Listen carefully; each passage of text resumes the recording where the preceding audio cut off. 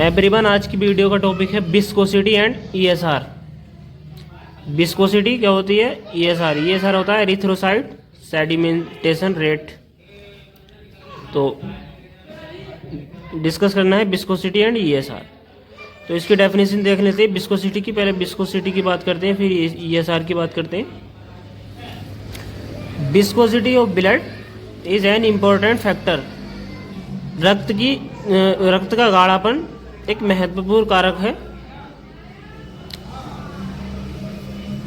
रक्त का जो गाढ़ापन है तो ये एक महत्वपूर्ण कारक है।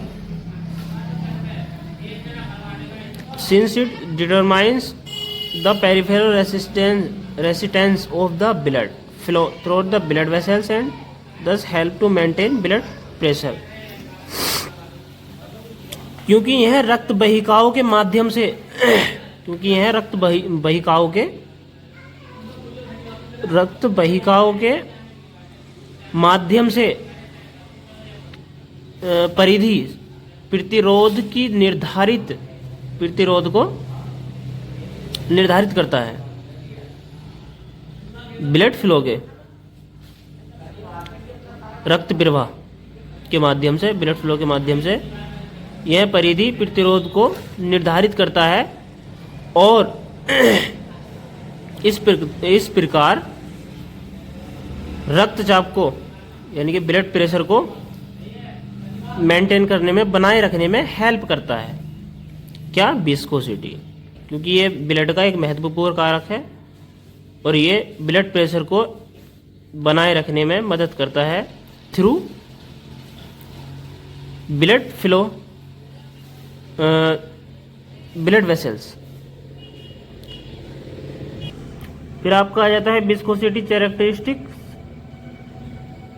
यानी कि गाढ़ेपन की विशेषताएं।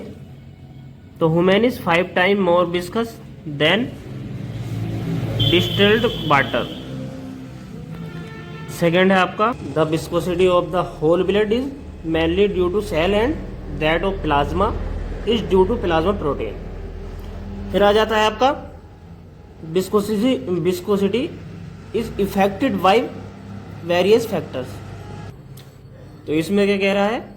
विस्कोसिटी यानी कि गाढ़ापन, चिपचिपाहटपन ब्लड में गाढ़ापन is affected by various factor, यानी कि चिपचिपाहट विभिन्न फैक्टर्स कारकों द्वारा इफेक्टिव प्रभावी होता है। Viscosity is affected by various factors, यानी कि गाढ़ापन विभिन्न कारकों द्वारा प्रभावी होता है। अब देखते हैं कैसे कैसे प्रभावी होता है ये। It depends on the amount of plasma protein, the number and volume of corpuscle and CO2 tension. यह प्लाज्मा प्रोटीन की मात्रा, कणिकाओं की संख्या और मात्रा CO2 तनाव, जो आपका ये CO2 है तनाव पर निर्भर करता है। किस पर? यह प्लाज्मा प्रोटीन की मात्रा, कणिकाओं की संख्या और मात्रा CO2 तनाव पर निर्भर करता है। आपका आ जाता है विस्कोसिटी राइज्ड इन एसिडोसिस। विस्कोसिटी जो गाढ़ापन है वो इंक्रीज होता है, मतलब बढ़ता है। राइसिस मतलब होता है बढ़ना। इनमें किसमें? एसिडोसिस में, हाइपर ग्लाइसीमिया में बढ़ता है।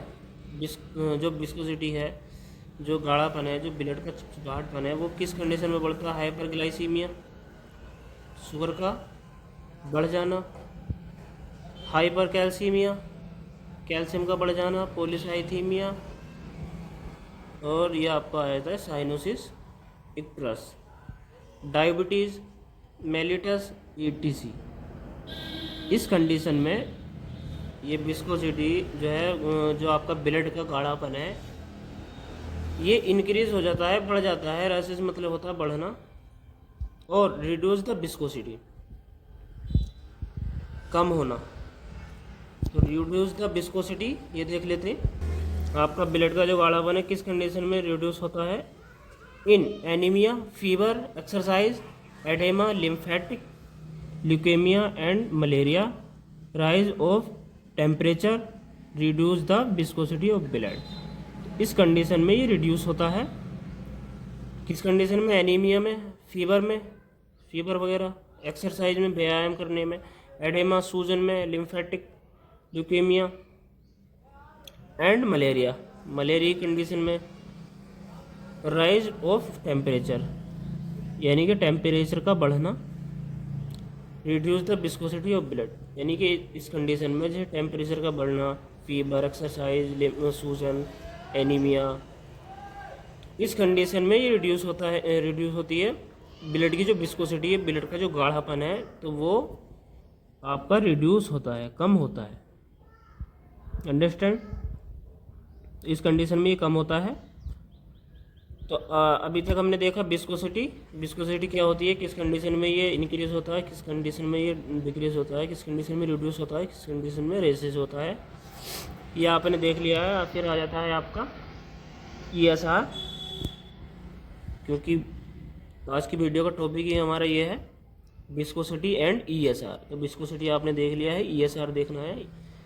तो ये ESR है, ESR increase and decrease. ESR जो एरिथ्रोसाइट सेडिमेंटेशन रेट होता है, तो वो किस कंडीशन में बढ़ रहा है और किस कंडीशन में घट रहा है। इंक्रीज का मतलब होता है बढ़ना और डिक्रीज का मतलब होता है घटना।